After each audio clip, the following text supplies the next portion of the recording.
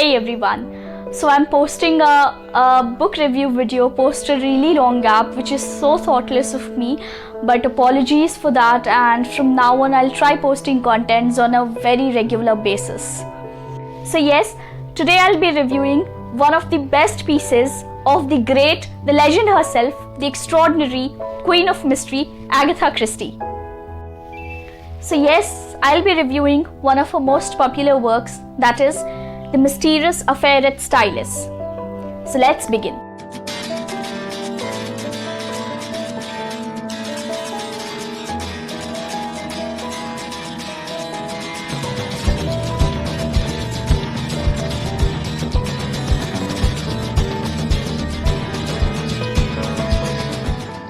Not to mention, this was Christie's debut novel and was written or published in 1920. Hercule Poirot, the famous Belgian detective, was introduced in this novel of hers. The story is set in the big mansion outside Essex Court of England, and the story begins with people finding Emily Inglethorpe poisoned to death.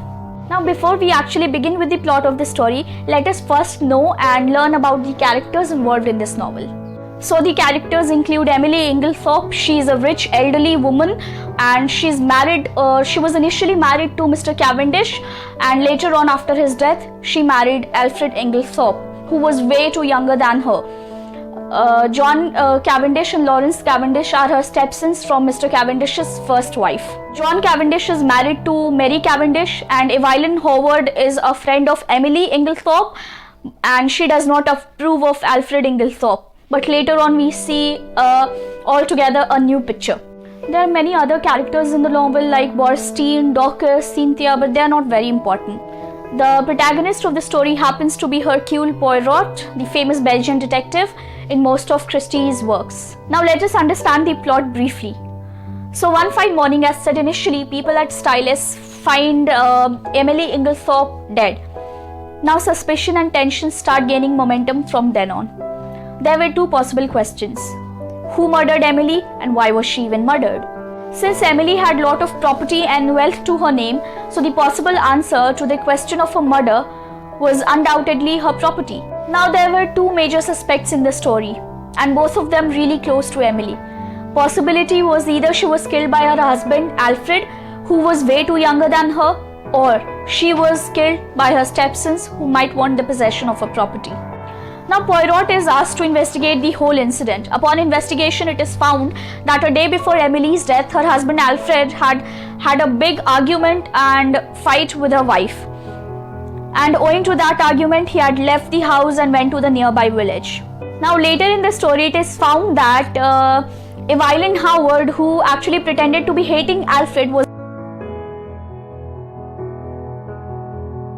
Upon investigation, it is also revealed that Evelyn and Alfred had also tried to shift or mold the evidences in favor of John so that he is punished and they are saved, but this did not materialize.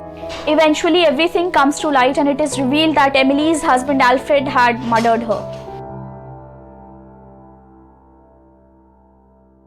I would say I kind of enjoyed the writing style of Agatha Christie. I wouldn't say the plot was way too mysterious, because when you actually read the story, it kind of hints you the overall plot. If you go on reading, it would seem the obvious plot, like nothing surprising or unexpected.